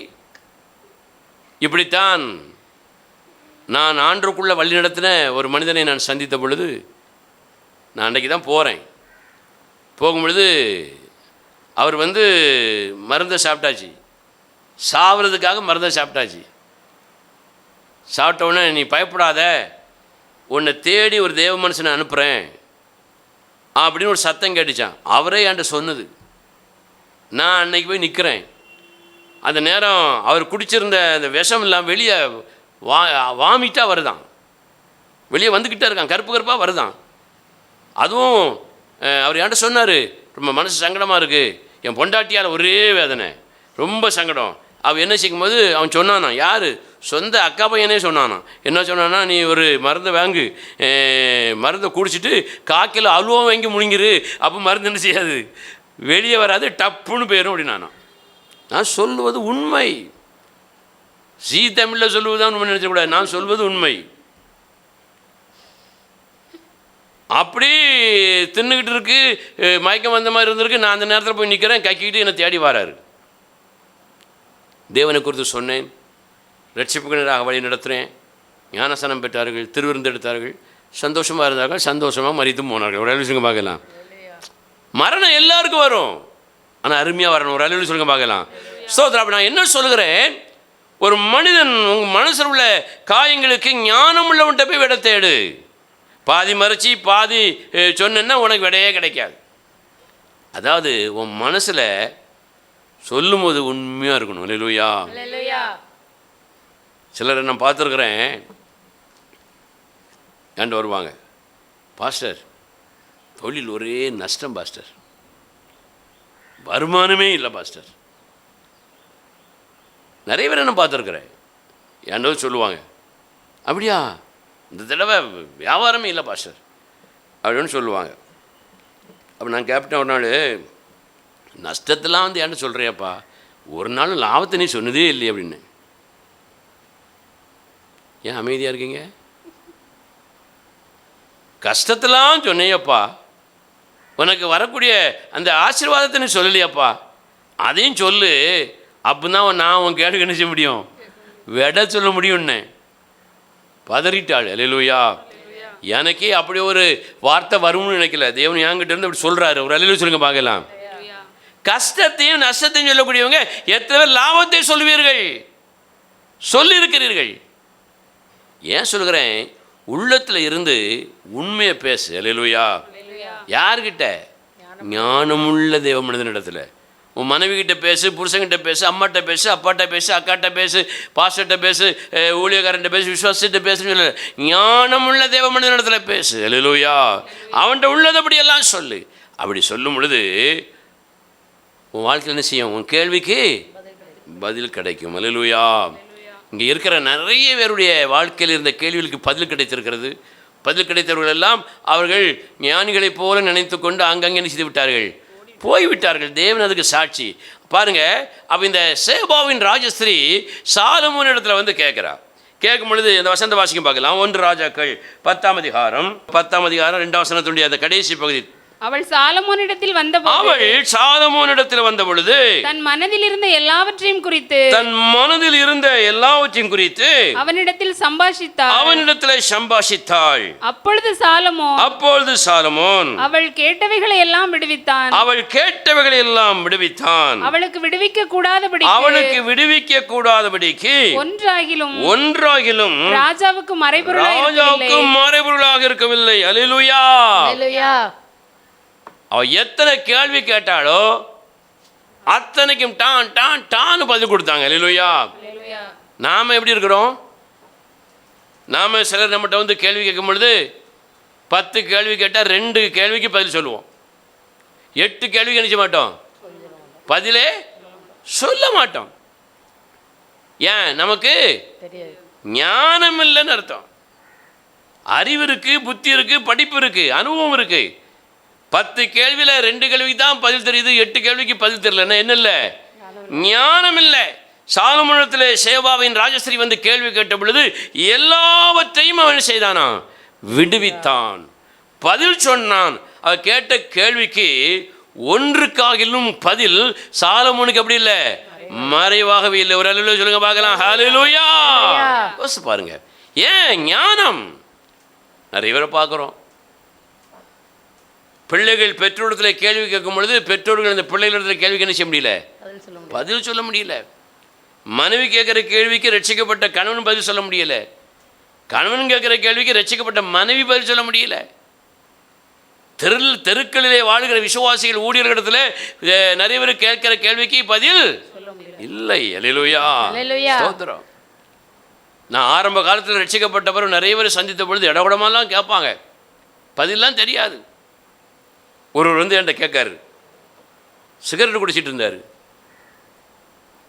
ஏன்பா இப்படி சிகரெட்டை குடிக்க, சிகரெட்டை குடிச்சு ஏன் அந்த உடம்ப நீ கெடுத்துக்கிடுத அப்படின்னு அவன்கிட்ட சொன்னேன். என்னத்த, சிகரெட்டை குடிக்காதப்பா அப்படின்னு அவன்கிட்ட சொன்னேன். ஒரு நண்பன் அக்கறையோடு சொன்னான். அவன் இடத்துல என்கிட்ட கேட்ட கேள்வி என்ன தெரியுமா, சிகரெட்டு குடிக்கக்கூடாதுன்னு பைபிளில் போட்டிருக்கா அப்படின்னு கேட்டான். என்ன கேட்டான், சிகரெட்டு குடிக்கக்கூடாதுன்னு பைபிளில் போட்டான். ஏன்னா அவர் பைபிள் எழுதியிருக்கிறது மாத்திரம் செய்வார், பைபிளில் எழுதாதுன்னு செய்ய மாட்டார், செய்ய மாட்டார், கீழ்ப்படிய மாட்டார். அதனால் அவர் என்கிட்ட கேட்குறாரு. அப்போ நான் யோசிக்கிறேன், சிகரெட்டு குடிக்கக்கூடாதுன்னு பைபிளில் போடலையே, இப்படி ஒரு கேள்வி கேட்டானே, நம்ம சிகரெட்டு குடிக்காதுன்னு அவனுக்கு நல்லதுன்னு சொன்னோம். சரி நான் விட்டுறதேன், முயற்சி பண்ணுறேன், இப்படி ஏதாவது நல்ல பதிலாக சொல்லியிருக்கலாமே, சிகரெட்டு குடிக்கக்கூடாதுன்னு பைபிளில் போட்டிருக்குதா அப்படின்னு கேட்டான். உடனே தேவன் எனக்கு ஒரு திருப்பி ஒரு கேள்வி கேட்பதற்கு ஒரு ஞானத்தை கொண்டு வந்தார். நான் கேட்டேன், சிகரெட்டு குடிக்கலான்னு பைபிளில் போட்டிருக்கான்னு கேட்டேன். சிகரெட்டு குடிக்கலான்னு பைபிளில் போட்டிருக்காப்பா அப்படின்னு கேட்டேன். அவனை அப்படி ஸ்டக் பண்ணுறேன், அவனை வந்து ஸ்டாப் பண்ணுறேன். தொடர்ந்து சுவிசேஷம் சொல்லுகிறேன். அல்லேலூயா. இப்படி பாருங்கள், ஒவ்வொரு கேள்விக்கும் பதில் சொல்லத்தக்கதான தேவ பிள்ளைகளாக, ஞானமுள்ள பிள்ளைகளாக தேவன் தம்முடைய பிள்ளைகள் என்ன செய்வார், மாற்றுவார். எப்போ மாற்றுவார் தெரியுமா, நீ நல்ல தேவ பிள்ளைகளோடு சம்பாஷிக்கும் பொழுது, தேவ மனிதர்களோடு சம்பாஷிக்கும் பொழுது, தேவனுடைய விசுவாச பிள்ளைகளோடு உடைய உரையாடல், உடைய ஐக்கியம் இருக்கும் பொழுது ஞானத்தினாலே தேவன் நிரப்புவார். அதை விட்டு ஆகாத மனிதனோடு ஆகாத வார்த்தைகளோடு நீ பேசிக்கொண்டிருந்தால் உன் வாழ்க்கையில் நல்லொழுக்கத்தை ஒழுங்கு என்ன செஞ்சிருது, கெடுத்து விடும் என்று வேதம் சொல்கிறது. அப்போ சாலமோன் ஞானி எல்லா கேள்விக்கும் என்ன செஞ்சான், பதில் சொன்னான். கேள்வி கேட்டவா அப்படியே என்ன செய்யறா, மிரண்டு போய் நிற்கிறா. அடுத்த அவர் சொல்லக்கூடிய வார்த்தையை பாருங்க, 1 ராஜாக்கள் 10ஆம் அதிகாரம், 1 ராஜாக்கள் 10ஆம் அதிகாரம் 4ஆம் வசனத்தில் வாசிங்க. சேபாவின் ராஜஸ்திரீ சாலமோனுடைய சகல ஞானத்தையும் அவன் கட்டின அரமனையையும். அப்படி நிறுத்திக்கிடுங்க, இதை வீட்டில் போய் நல்லா வாசிக்கணும். நான் அந்த அதிகாரத்தை சொல்வதுக்கு நமக்கு நேரம் இல்லை. பாருங்க, சாலமோன்ட்ட சொந்த வாழ்க்கை குறித்து எல்லாத்தையும் சொல்லி கேள்வி கேட்டு விட கண்டுபிடிச்சாச்சு. சரி நான் உண்டு, என் வேலை உண்டு, உரை பார்த்து போகிறேன்னு செய்யலை போல. இந்த ஞானமுள்ள இந்த மனிதன் தன்னுடைய வெளிப்பிரகாரம், தன்னுடைய வெளி வாழ்க்கையை எப்படி அமைத்திருக்கிறான் அப்படிங்கிறத பார்க்கணும்னு ஒரு ஆசை. அல்லேலூயா. முதல்ல எதை பார்க்குறா, அரண்மனையை பார்க்குறா. சாலமோனுடைய அரண்மனையை பார்க்குறா. வாசிங்க பார்க்கலாம்.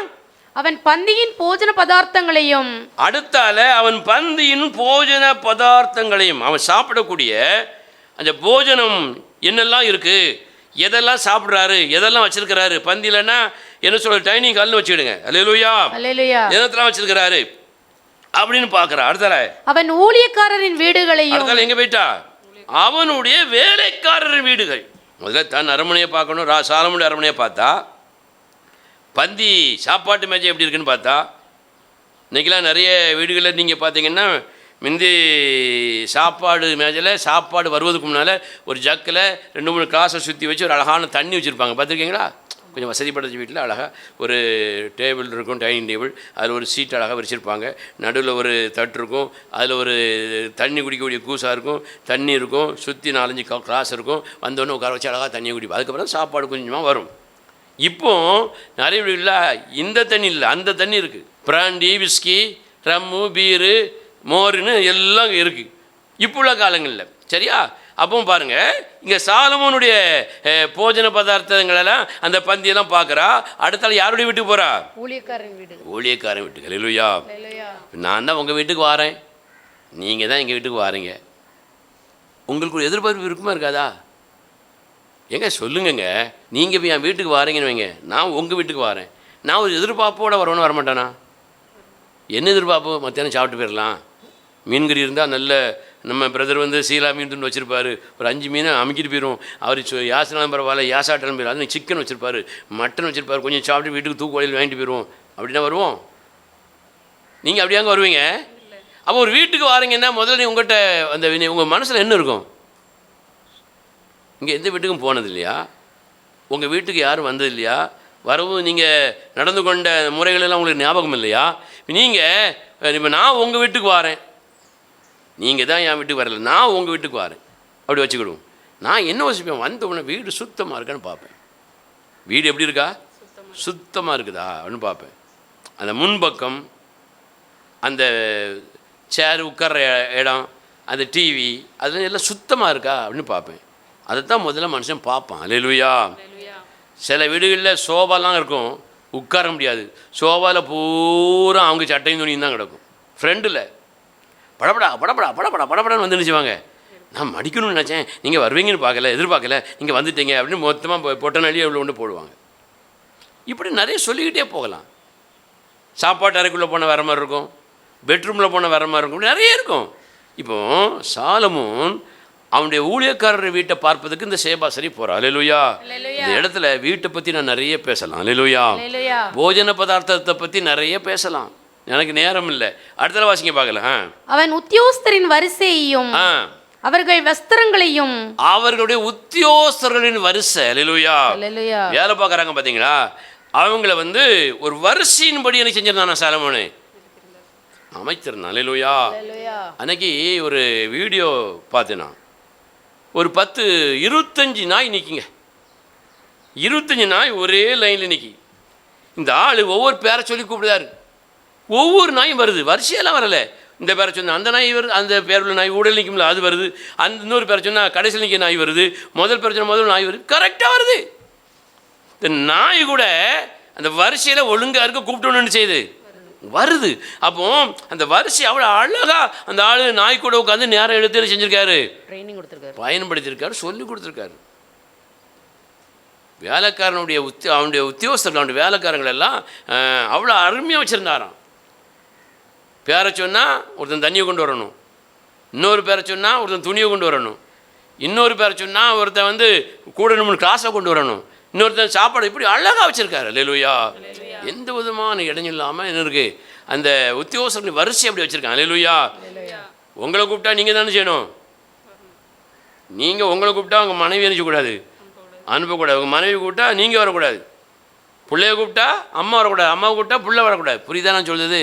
அந்த வரிசை ரொம்ப கரெக்டாக இருக்கணும். சில வீட்டில் பார்த்துருக்கீங்களா, சில சமயத்தில் பிள்ளைகிட்ட பேசிகிட்டு இருப்போம், எடே என்னடே ஸ்கூல் போய்ட்டு வந்துச்சா, படிச்சியாடே அப்படின்னு கேட்டுட்டு இருப்போம். இவன் ஏதாவது சில கேள்விக்கு பதில் சொல்லாமல் தேங்கி நிற்கும் போது டப்புன்னு அம்மா பதில் சொல்லுவாள், அது அப்பாக்காரர் பதில் சொல்லுவார். பிள்ளைகளை காப்பாற்றுறவனா. அல்லேலூயா. அதெல்லாம் மாற்றிக்கிடுங்க. அல்லேலூயா. ஞானமுள்ள பிள்ளைகளோடு, ஞானமுள்ள மனுஷனோடு நீங்கள் பேசும் பொழுது குறுக்கிணைச்சக்கூடாது, சாடவே கூடாது. அல்லேலூயா. வேகமாக போயிட்டு இருக்கும்போது குறுக்கிணைச்சக்கூடாது, சாடிடக்கூடாது, மாதிரி அடிக்கடி வாங்கிடும். அதனால் நான் என்ன சொல்ல வரேன் பாருங்கள், வரிசை, வேலைக்காரருடைய வரிசையை அப்படி கூப்பிட்ட பேரை சொல்லி நாய் வந்தது மாதிரி கூப்பிட்ட பேரை சொல்லணும்னு வேலைக்காரன் என்ன செய்யான் வருகிற. அடுத்த வரி வாசிங்க. அவன் உத்தியோகஸ்தரின் வரிசையும் அவர்கள் வஸ்திரங்களையும், அவங்க ட்ரெஸ்ஸு, வேலைக்காரனுக்குன்னு என்ன செய்யுது ஒரு ட்ரெஸ்ஸு பார்த்துருக்கீங்களா? நம்ம ஊரில் உள்ள ஹோட்டலில் பார்த்தீங்கன்னா ஒரு அழுக்கு சாரமும் ஒரு அழுக்கு சட்டையும் போட்டுக்கிட்டு கையில் ஒரு அழுக்கு துணி வச்சுட்டு மேஜையை எப்படி துடைச்சிக்கிட்டே நினச்சிவாங்க, க்ளீன் பண்ணுவாங்க. பார்த்துருக்கீங்களா? எங்கே பார்த்துருக்கீங்களா? பார்க்கலங்க. ஆமாம், தண்ணி கேட்டால் இப்படி சொல்லிட்டு இப்படி ஊற்றுவான். பார்த்துருக்கீங்களா? சிலர் சொல்லுவாங்க, தோசைலாம் சுடும் பொழுது கல் சூடாயிட்டான்னு பார்க்கறதுக்கு வேறு விதிக்கு தான் போடுவோம். நாங்கள் சின்னதுன்னா கல் சூடாயிட்டுமாண்ணா. யோசித்து பாருங்கள், ரொம்ப கவனமாக போக வேண்டிய காலம். இதுக்கெல்லாம் தனித்தனி பிரசங்கம் பண்ணலாம், 2 மணி நேரம் 3 மணி நேரம். அப்போது வஸ்திரங்கள், உங்கள் வஸ்திரம் எப்படி இருக்குது? ஞானம் உள்ளவன் வஸ்திரம் தரிப்பதற்கும் ஞானம் இல்லாதவங்க வஸ்திரம் தரிப்பதற்கும் நிறைய வித்தியாசம் இருக்குங்க. அல்லேலூயா. வஸ்திரங்கள் அவ்வளோ அழகாக போட்டிருக்காங்களா எல்லாரும், வேலைக்காரன். அப்போ அவன் எப்படி வஸ்திரம் போட்டிருப்பான், பொண்டாட்டி எப்படி போட்டிருப்பான், பிள்ளைகள் எப்படி போட்டிருக்குங்க? சத்தமாக ஒரு அல்லேலூயா சொல்லுங்க. நீங்க வஸ்திரமே சீரழிஞ்சு போய் கிடக்கு, ஒரு அல்லேலூயா சொல்லுங்க பார்க்கலாம். சோதனை அடுத்த வாசிமா. அவனுடைய பான பாத்திரக்காரரையும் அவன் கர்த்தருடைய ஆலயத்துக்குள் பிரவேசிக்கும் நடைமண்டபத்தையும். அடுத்தால பான பாத்திரக்காரன் சாப்பாடு டேஸ்ட் பண்ணக்கூடிய அதெல்லாம் வேண்டாம், நிறைய இருக்கு, வேண்டாம். அடுத்தால எங்க போறான்? ஆலயத்திற்குள்ள போறான். யாரு? ராஜஸ்திரி. சாலமோன் கட்டின ஆலயம் எப்படி இருக்கு? வாசிங்க அந்த வசனத்தை மறுபடியும். அவன் கர்த்தருடைய ஆலயத்திற்குள் பிரவேசிக்கும் நடை மண்டபத்தையும் கண்டபோது, நடை மண்டபத்தை கண்டபொழுது, நடமண்டபம்னு என்னது? வாசல். வாசல்னு அர்த்தம். ஒவ்வொரு வீட்டுக்கும் வாசல் இருக்கா இல்லையா? இருக்கு. பழைய காலத்தில் பார்த்தீங்கன்னா வாசல் காலையிலேயே எழும்பி 5 மணிக்கு பாருங்கள் தூத்து தண்ணி தெளித்து கோலம் போட்டு வச்சுருப்பாங்க, சுத்தமாக இருக்கணும்னு. அப்படியே உள்ளே தூத்துக்கிட்டே போய் வீடே சுத்தமாக இருக்கும். வாசலை பார்க்க எப்படி இருக்கும்? அழகாக இருக்கும். இன்றைக்கி வாசலெல்லாம் தூக்குறதும் இல்லை, சுத்தம் பண்ணுறதும் இல்லை. கோலம் போடுறதுமோ போடலையோ சுத்தம் கூட பண்ணுறதில்ல, வீட்டையும் சுத்தம் பண்ணுறதில்லை. இப்படி யாரோ ஒன்று இருக்கு. ஆனால் கோயிலுடைய அந்த நடை மண்டபம் அவ்வளோ அருமையாக இருந்துச்சு. அல்லேலூயா. இந்த வாசல் ஏறுகிற அந்த அந்த விதங்கள். அன்றைக்கி கூட ஒரு ஊழியக்காரர் வந்திருந்தார். பிரசங்கம் பண்ணிட்டு இருக்கும்போது பிரசங்கம் முடிஞ்சு சொல்கிறார், பிரதர் ஷெட்டு தான் போட்டிருக்கீங்க, ஆனால் இவ்வளோ நீட்டாக வச்சுருக்கீங்க பிரதர், அழகாக பாய் போட்டிருக்கீங்க, அழகாக சேர் போட்டிருக்கீங்க, வசனங்களை நீங்கள் அழகாக எழுதியிருக்கீங்க, ரொம்ப டாப்பாக இருக்குது பிரதர், எனக்கு உண்மையிலேயே ஆச்சரியமாக இருக்குது, ரொம்ப சந்தோஷம்ட்டு போகிறார். ஒரு அளவுக்கு பார்க்கலாம். இதே மாதிரி நம்ம வீட்டில் நடையிலிருந்து அடுப்பாங்கிறவர் எப்படி இருக்கணும்? சுத்தமாக இருக்கணும். ஒரு அளவுக்கு பார்க்கலாம். ஞானத்துடைய வெளிப்பாடு இருக்கணும். புத்தியுள்ள ஸ்திரீ தன் வீட்டை கட்டுகிறாள், தன் வீட்டையே கட்டாதவள் குடும்பத்தை எப்படி கட்டுவாள்? கட்ட மாட்டாள், குடும்பத்தை இடித்து போடுவாள் என்று வேதம் சொல்லுகிறது. அல்லேலூயா. இப்படிப்பட்டவரிடத்திலெல்லாம் ஞானம் உள்ள தேவ பிள்ளைகள் மாத்திரம் தான் தப்ப முடியும். வேதம் சொல்லுது, சாலமோனுடைய ஞானம் அவ்வளோ அருமையாக இருந்தது. அதை கேட்பதற்கு ராஜஸ்ரீ வந்து பேசிக்கிட்டே இருக்கான். அல்லேலூயா. பார்த்துட்டு அவ என்ன சொல்றாளாம்? அடுத்த வசனத்தை வாசிங்க. அவன் கர்த்தருடைய ஆலயத்துக்குள் பிரவேசிக்கும் நடைமண்டபத்தையும் கண்டபோது அவள் ஆச்சரியத்தால் பிரமை கொண்டாள்.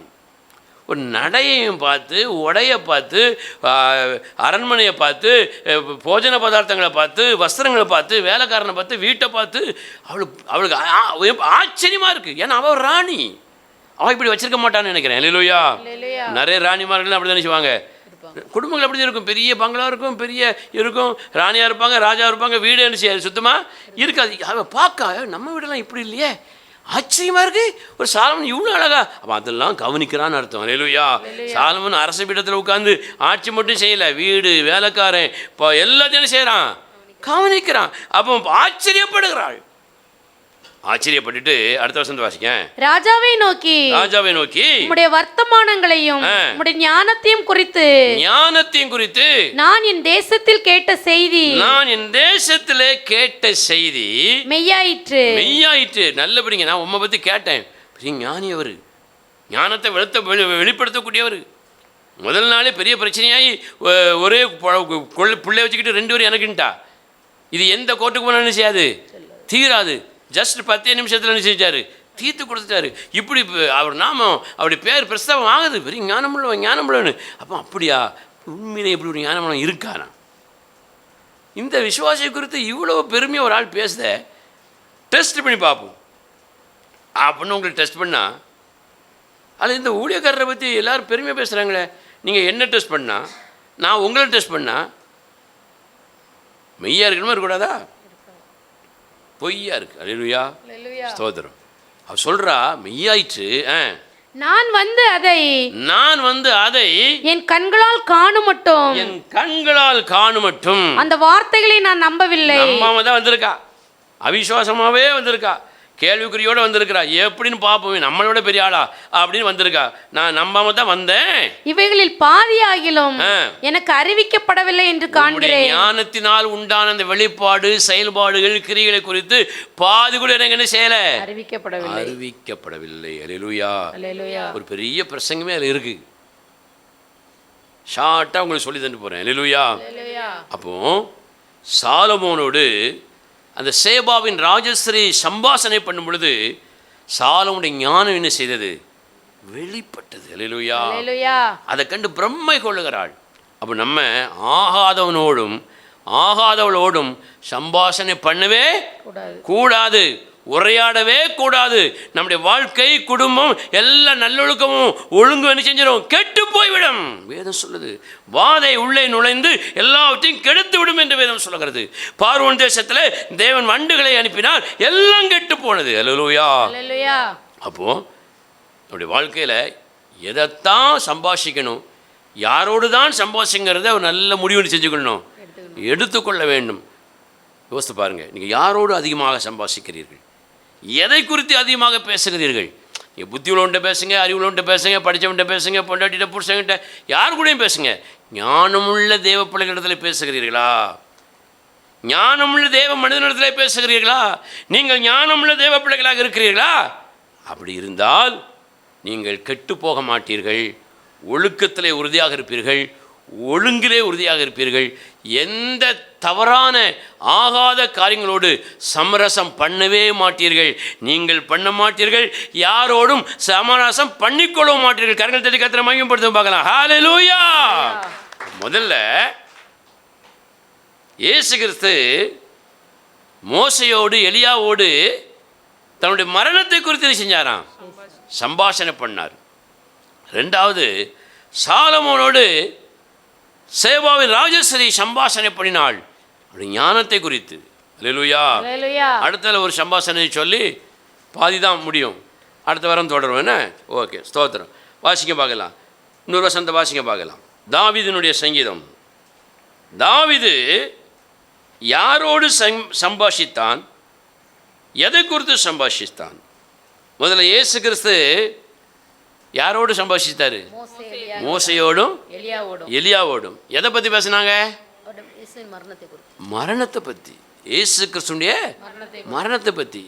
நாம் அதெல்லாம் யோசிக்கிறது இல்லை. வந்தால் போவோம், இருக்கதா இருப்போம்னு நினைப்போம். அல்லேலூயா. மரணம் கூட நமக்கு எப்படி இருக்கணும்? சிறுமையாகவோ பெருமையாகவோ இருக்கக்கூடாது. எப்படி இருக்கணும்? கர்த்தருடைய பார்வைக்கு அருமையாக இருக்கணும். அல்லேலூயா.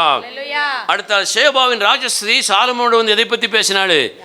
தேவனுடைய ஞானத்தை குறித்து பேசினாள், சம்பாஷித்தாள். தாவீது யாரோடு சம்பாஷித்தான், பேசினான்? வாசிங்க பார்க்கலாம். சங்கீதத்தின் புஸ்தகம் 77ஆம் சங்கீதம் திருப்பிக் கொள்வோம். சங்கீதத்தின் புஸ்தகம் 77ஆம் சங்கீதம் 6வது வசனத்தை வாசிங்க. சங்கீதம் 77 6வது வசனம். ராக்காலத்தில் என் சங்கீதத்தை நான் நினைத்து, என்னுடைய சங்கீதத்தை நான் நினைத்து என் இருதயத்தோட சம்பாஷித்துக் கொள்கிறேன். என் இருதயத்தோட சம்பாஷித்துக் கொள்கிறேன். என் ஆவி ஆராய்ச்சி செய்தது. அல்லேலூயா. அல்லேலூயா. தாவீது ராஜா யாரோட சம்பாதிச்சாராம்? யாரோட பேசினாருமா? அவரோடே பேசியிருக்காரு. அல்லேலூயா. அல்லேலூயா. அவரோடே பேசியிருக்காருன்னு சொன்னோம்னா பைத்தியம்னு நினச்சிடக்கூடாது. அல்லேலூயா. ஆமாம், பைத்தியம் வந்து யாரோட என்ன செய்யாது? பேசாது, அப்படியே புலம்பிக்கிட்டு போகும். தாவீதை குறித்து வேதம் சொல்லுது, தாவீது தன் இருதயத்தோடு என்ன செஞ்சாராம்? சம்பாஷித்தார். அல்லேலூயா. பேசினார். நீங்கள் உங்களோட பேசியிருக்கீங்களா? நீங்கள் எல்லாம் பேசியிருக்கீங்களா? நான் என் இருதயத்தோடு அடிக்கடி பேசுவேன் அப்படின்னு சொல்லக்கூடிய ஒரு அல்லேலூயா சொல்லுங்களேன். அடுத்தால என்ன பேசுகிறீங்க என்ன கேட்பாரு, அதுக்கு பதில் சொல்ல முடியாது. எங்க யதார்த்தமாக தானங்க நம்ம பேச முடியும், கூமுட்ட மாதிரி நம்ம இருக்கக்கூடாது. அவர் அல்லேலூயா சொல்லுங்க. நீங்கள் பேசியிருந்தா சொல்லுங்க. நீங்கள் பேசியிருக்கீங்களா? நீங்களே உங்கள் இதயத்தோடு பேசியிருக்கீங்களாங்க? எதை பற்றி பேசியிருக்கீங்க? சும்மா சொல்லுங்க. தப்பாக இருந்தால் நான் கட் பண்ணி விட்ருவேன். சும்மா சொல்லுங்கள், எதை பற்றி பேசியிருக்கீங்க. ஆனால் தாவீது சொல்லக்கூடிய, நானும் இந்த வசனத்தை அப்படி யோசிச்சு பார்த்தேன், என்ன கருத்து இருக்குது. அந்த வசனத்தை மறுபடியும் வாசிங்க. சங்கீதத்தின் புஸ்தகம் 77ஆம் அதிகாரம் 6ஆம் வசனத்தை வாசிங்க. ராக்காலத்தில் என் சங்கீதத்தை நான் நினைத்து, என்னுடைய சங்கீதத்தை நான் நினைத்து. அப்படின்னா கத்தோலிக்க வேதத்தில் எப்படி போட்டு தெரியுமா?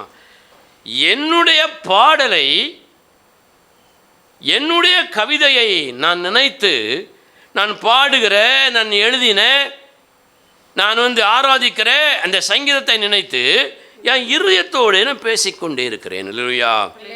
என்ன பேசியிருப்பாரு? என்ன பேசியிருக்க முடியும் அவர்? ஒரு உதாரணமாக பார்ப்போமே. பரிசுத்தர் கூட்டம் நடுவில் இப்படி பாட்டு இருக்கு, நம்ம படிக்கிறோம். சுத்தம் விரும்பும் சுத்த ஜோதின்னு படிக்கிறோம். சரி, இப்படி பாட்டை படிக்கிறோமே, உண்மையிலே நான் சுத்தத்தை விரும்புகிறேனா? நான் பரிசுத்தத்தை விரும்புகிறேனா? உமக்காகவே வாழுவேன், உமக்காகவே மரிப்பேன். உண்மையிலே அவருக்காக வாழ்ந்துட்டு இருக்கிறோமா? அவருக்காகவே மரிக்க ஆயத்தமாக இருக்கிறோமா? நான் உண்மை குறித்து பேசுவேன், சுவிசேஷம் அறிவிப்பேன், அப்படி செய்கிறோமா? எத்தனையோ பாடல்களை பாடுகிறோம், அர்த்தம் புதிந்த பாடல்களை பாடுகிறோம். சிந்திச்சிருக்கிறோமா? யோசிச்சு பாருங்க. இன்றைக்கும் கூட ஒரு பாட்டை படித்தோம், காலையும் மாலையும் எவ்வேளையும் கர்த்தரை கருத்துடன் பாடுவேன். அந்த பாட்டு எப்போ கருத்து பெறும் தெரியுமா? நாம் உணர்வு கொள்ளும் பொழுது, ஆராய்ச்சி பண்ணும் பொழுது. ஆலயத்திற்கு வருவது பெரிய விஷயம் அல்ல, பாடி ஆராதிப்பது பெரிய விஷயம் அல்ல. நீங்கள் பாடுகிற அந்த வார்த்தைகளை கருத்தோடு ஆராய்ச்சி பண்ணுகிறீர்களா? இங்கேயே பாடிவிட்டு இப்படியே விட்டுட்டு போகிறீங்களா? தாவீது காலத்தில் உட்காந்து யோசிக்கிறாராம், நீங்கள் சர்ச்சுக்கு போகணுமே, அது ஜெபத்தில் இந்த பாட்டை பாடணுமே, தனிப்பட்ட ஜெபத்தில் இந்த பாட்டை பாடணுமே, இந்த பாட்டை நம்ம கேட்டோமே அப்படின்ட்டு நீங்கள் என்னைக்காவது அதை குறித்து யோசிச்சிருக்கீங்களா? உங்களை குறித்து நீங்கள் யோசித்திருக்கிறீர்களா?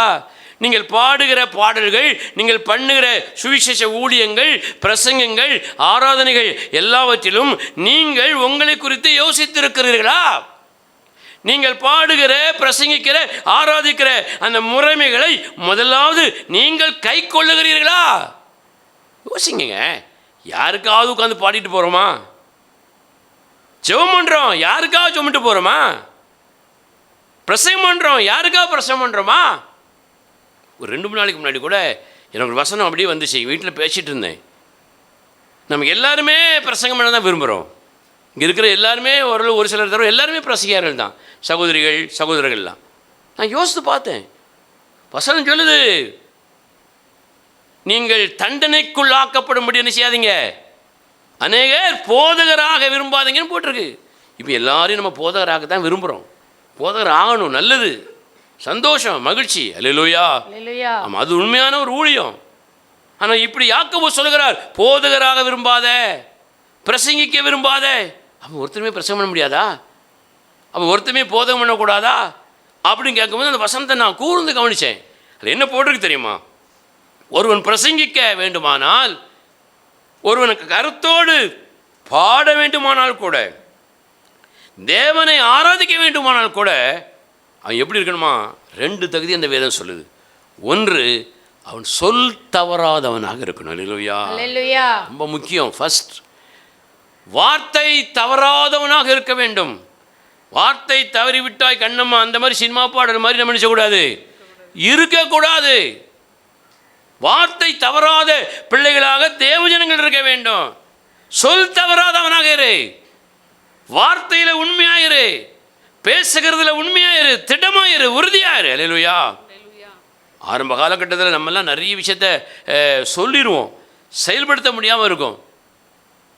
பஸ் ஸ்டாண்டுக்கு 10 மணிக்கு வர முடியாது, ஃபோனும் கிடையாது, ஒன்றும் கிடையாது. 10:30 ஓடுவோம்.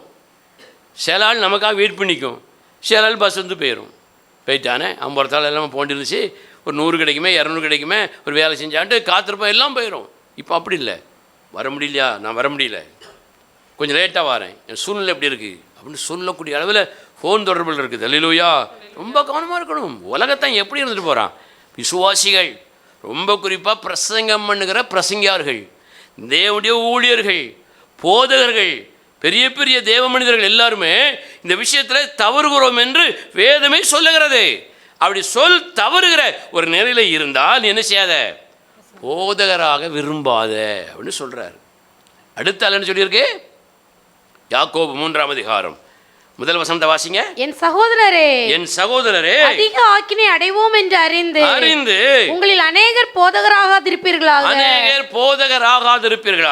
நாம் எல்லாரும் அநேக விஷயங்களில் தவறுகிறோம். ஒருவன் சொல் தவறாதவனானால் அவன் பூரண புருஷனும். அவன் தான் யாரு? பூரணமான புருஷன். கரங்களை தட்டி கர்த்தரை மகிமைப்படுத்துங்க பார்க்கலாம். ஹல்லேலூயா. நம்ம எல்லாருமே பூரண புருஷனா இருக்க வேண்டும், வாழ வேண்டும் என்று சொல்லிதான் தேவன் விரும்புகிறார். ஹல்லேலூயா. அதுக்கு தான் ஆவியானவர் நம்ம இருதயத்துக்குள்ளே தேவன் வாசம் பண்ணுகிறார். நம்ம பலவீனமாக இருக்கும் பொழுது பலப்படுத்தி, நீ பலமாயிரு, பயப்படாத, பொய் சொல்லாத, உண்மையை பேசு, பயப்படாத. அல்லேலூயா. பலப்படுத்துகிறார். அடுத்தால தன் சரீரம் முழுவதையும் கடிவாளத்தினாலே அடக்கக்கூடியவனா இருக்கணும். அல்லேலூயா. அடக்கணும், சரீரத்தை அடக்கணும். சரீரம்னா எங்க இருந்து எங்க வர? உச்சந்தலிருந்து உள்ளங்கால் வர, மயிரில் இருந்து பாதம் வரைக்கும். யோசிச்சு பாருங்க. மயிரில் இருந்து, முடியில் இருந்து எப்படி சீவுகிறோம், எப்படி அலங்கரிக்கிறோம், கண் எப்படி பார்க்கிறது, வாய் எப்படி பேசுகிறது, நாக்கு எதை விரும்புகிறது, காது எதை கேட்கறது, கை எதை செய்கிறது, கால் எங்கே போகிறது, இருதயம் எதை யோசிக்கிறது, எல்லாம் தேவனுக்கு பிரியமானதாக இருக்கிறதா அப்படின்னு யோசித்து தேவனுக்கு பிரியமானதாக இல்லை என்கிற காரியத்தை செய்ய நம்ம தூண்டும் பொழுது, அது யாராக இருந்தாலும் சரி, எதுவாக இருந்தாலும் அந்த வலையிலே சிக்கிக்கொள்ளாதபடி யோசேப்பை போல ரகசியமான நேரத்திலும் கூட என் தேவன் என்னை பார்த்து கொண்டே இருக்கிறார், நான் பொல்லாப்பை செய்வது எப்படி, பாவம் செய்வது எப்படி, அல்லது மற்றவர்களுடைய பாவத்திற்கு நான் உடன்படுவது எப்படி என்கிறத உணர்ந்து நம்ம என்ன செஞ்சிடணும், விலகி நிற்க வேண்டும். அல்லேலூயா. அப்படி ஒரு வாழ்க்கை தான் உண்மையான கிறிஸ்தவ வாழ்க்கை.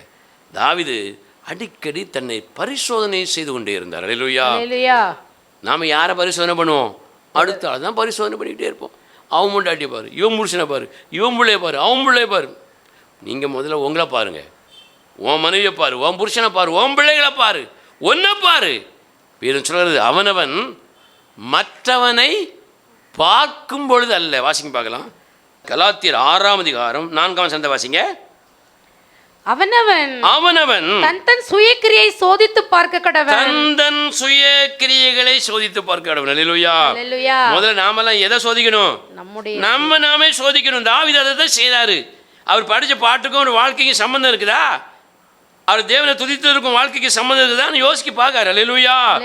முதல்ல அவனவன் தன் சுயக்கிரியை சோதித்து பார்க்க கடவன். அப்பொழுது மற்றவனை பார்க்கும் போதல்ல, தன்னையே பார்க்கும் பொழுது மேன்மை பாராட்ட அவனுக்கு இடம் உண்டாகும். கரங்களை தட்டி கர்த்தரை மகிமைப்படுத்த பார்க்கலாம். ஹல்லேலூயா. யோசிங்க, சிந்திங்க.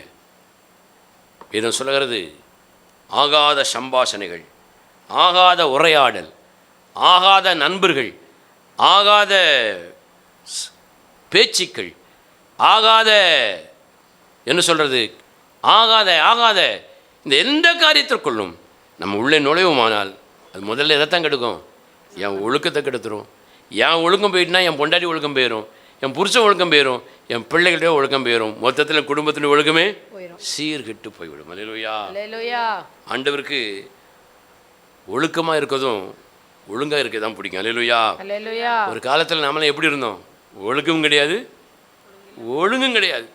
பீடியை குடிச்சிக்கிட்டு, சினிமா பார்த்துக்கிட்டு, கெட்டாரத்தை போட்டுக்கிட்டு, பிள்ளைகளை கேலி பண்ணிக்கிட்டு, கிண்டல் அடிச்சுக்கிட்டு, பூரா போய் தான். அல்லேலூயா. மருந்து கூட என்ன கிடையாது, உண்மை கிடையாது. இதை சொல்லுது, இந்த உலகத்தை அவர் படைத்த பொழுது எப்படி இருந்தது? எல்லாம் நல்லா இருந்து, ஆனால் ஒரு ஒழுங்கின்மையாக இருந்ததுன்னு வேதம் சொல்லுது. அல்லேலூயா. சாத்தா வந்து ஒழுங்காக இருந்ததுன்னு செஞ்சுட்டான், ஒழுங்கின்மையாக ஆக்கிட்டான். அந்த 2 வசனத்துக்கு நடுவில் பெரிய ஒரு பிரசங்கம் இருக்குது. அப்போ ஒழுங்காக மாற்றுறது தேவன், ஒழுங்கின்மையாக ஒழுக்கக்கேட மாற்றுறது யார்? பிசாசு. அந்த பிசாசு நமக்குள்ளே நுழைஞ்சி நம்மையும் குடும்பத்தையும் சபையும் சீர்கெடுத்துடக்கூடாது. கவனமாக இருப்போம். அதில் ஆகாத மனிதர்களோடு சாகாசனை செய்யக்கூடாது, வைக்கக்கூடாது. ஆகாத மனிதர்களோடு போய் என்ன செய்யாத, பேசாத. ஞானமுள்ள பிள்ளைகளோட போய் பேசு, ஞானமுள்ள ஊழியக்காரனோட ஐக்கியத்தை வச்சுக்கோ, ஞானமுள்ள ஒரு விசுவாச பிள்ளைகளோடு ஐக்கியத்தை வைத்துக் கொள்ளுங்கள். எல்லாமே எனக்கு எப்படி இருக்கும்? ஆசீர்வாதமாக இருக்கும். அல்லேலூயா. நீ கெட்டு போக மாட்டாய், நீ உருவாக்கப்படுவாய். அல்லேலூயா.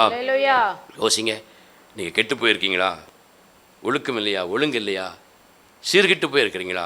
ஆண்டவரே, ஆகாத மனிதர்களோடு, உறவினர்களோடு, நண்பர்களோடு என் ஐக்கியம் இருந்ததுனால அவர்களை பார்த்து நான் கெட்டு போயிட்டேன், அவர்களை பார்த்து நான் விளங்காமல் போயிட்டேன், என்னை பார்த்து என் குடும்பம் விளங்காமல் போயிட்டு. இனி நான் அப்படி இருக்க மாட்டேன் ஆண்டவரே, என் தவறுக்கு மனம் வருந்துகிறேன். தாவீது தன்னைத்தானே குறித்து ஆராய்ச்சி பண்ணியது போல மற்றவர்களை பார்க்கும் பொழுதில்லை, என்னை பார்க்கும் பொழுதே திருத்தி கொள்ள முடியும். நான் வந்து மேன்மை பாராட்டேன், அங்கே தான் இடம் உண்டு. அடுத்தவனை சொல்லி அவனை விட நான் பரவாயில்ல, அவன் 10 கட்டு பீடி தான் குடித்தான், நான் 1 கட்டு பீடி தான் குடித்தேன், வேஸ்ட்டு. அவன் எப்பவும் போய் தான் சொல்லுவான், நான் எப்பமாதிரி ஒரு போய் சொல்கிறேன், பேட்ரு வேஸ்ட்டு. அல்லேலூயா. அவன் பல தடவை விசாரம் பண்ணான், நான் ஒரு தடவை தான் பண்ணேன், தப்பு தான். அல்லேலூயா. சொல்லிக்கொண்டே போகலாம். ஆகவே நம்மை பார்த்து தேவசமுத்திர ஒப்பு கொடுத்து ஆகாத காரியங்களிலிருந்து என்ன செய்யும்? வெளியே வருவோம். ஆகாத மனிதர்களிடத்திலிருந்து வெளியே வருவோம். ஆகாத செயல்பாடுகளிலிருந்து வெளியே வருவோம். ஒழுக்கமுள்ள பிள்ளைகளாக, ஒழுங்குள்ள பிள்ளைகளாக நாம் மாறுவோம். நம்முடைய குடும்பத்தை மாற்றுவோம். அப்படி எழுந்திருப்போம். தேவசமுத்திர நாம் ஜெபிக்க போகிறோம். ஆண்டவரே, எங்கள் சம்பாஷணை தான் எங்களுடைய ஒழுக்கத்தையும் ஒழுக்க கேடுகளையும் ஒழுங்கையும் ஒழுங்கு கேடுகளையும் உண்டாக்குகிறது. ஆண்டவரே, யாரோடு நாங்கள் சம்பாஷிக்கிறோம்? எதை குறித்து நாங்கள் சம்பாஷிக்கிறோம்? எதை குறித்து நாங்கள் பேசுகிறோம்? எதை குறித்து பேசுகிறோம்? சாலமோனுடைய வாழ்க்கையில் ஞானமுள்ளவனாக இருந்தான். ஞானமுள்ள தேவ பிள்ளையாக அவன் இருந்தான். ஆகவே ராணி அவனுடைய ஞானத்தை கேட்க இன்னொரு நாட்டில் இருந்து அவன் அரண்மனைக்கு வந்தான். ஞானமுள்ள பிள்ளைகளோடு உங்கள் சம்பாஷணையை வைத்துக் கொள்ளுங்கள். இயேசு தன்னுடைய மரணத்தை குறித்து மோசே எலியாவோடு பேசினார். நம்முடைய வாழ்க்கையிலும் கூட மரணம் என்று ஒன்று இருக்கிறது. அந்த மரணம் நம்முடைய வாழ்க்கையுடைய முடிவல்ல, அதுக்கு பின்பு ஒரு வாழ்க்கை இருக்கிறது என்பதை குறித்து அங்கே இயேசு மோசே எலியாவோடு பேசியிருக்கக்கூடும். நாம் நம்முடைய மரணத்தை குறித்து பேசணும், குடும்பத்தில் பேசணும். தாவீது தன்னுடைய பாடலை, சங்கீதத்தை குறித்து ஆராய்ச்சி பண்ணி, நான் ஆண்டவரே, நான் பாடுவதற்கும் வாழ்வதற்கும் சம்பந்தம் இருக்கிறதா? நான் பாடுவதற்கும் என் வாழ்க்கைக்கும் ஒற்றுமை இருக்கிறதா? நான் போதகம் பண்ணுகிறதற்கும் பிரசங்கம் பண்ணுவதற்கும் எனக்கும் சம்பந்தம் இருக்கிறதா? நான் பண்ணுகிற ஊழியத்தில் எனக்கும் தேவனுக்கும் சம்பந்தம் இருக்கிறதா? எத்தனை பேர் அதை நம்ம ஆராய்ச்சி பண்ணியிருக்கிறோம்? மற்றவங்களே பார்த்து பார்த்து வாழ்க்கை முழுவதையும் அவங்களோடு ஒப்பிட்டு ஒப்பிட்டு கெட்டு போய்விட்டோம், சீர்கிட்டு போய்விட்டோம். மனம் திரும்புவோம். நம்ம பார்க்க வேண்டியது நமக்காக இரத்தம் சிந்தின பாவ மீட்பை தந்த நம்முடைய ஆண்டவராக இயேசு கிறிஸ்து ஒருவரை தான் நம்ம பார்க்கணும். அவரைத்தான் இந்த பூமியில நமக்கு முன்மாதிரியா வைக்கணும். யாரை வைத்திருக்கிறோம்? யாரை வைத்திருக்கிறோம்? அதன் பக்தன் பாடுகிறான், உம்மை போல யாருண்டு என் இயேசுவே, உம்மை போல யாருண்டு? என்னுடைய இதயத்தை புரிந்து தேற்றக்கூடியவர் நீர் ஒருவர்தான் ஆண்டவரே. என் விருப்பங்களை அறிந்து சரியானதை நான் தேர்ந்தெடுக்கும்படியாக எனக்கு உதவிய வழிநடத்துகிற தேவன் நீர்தான் ஆண்டவரே.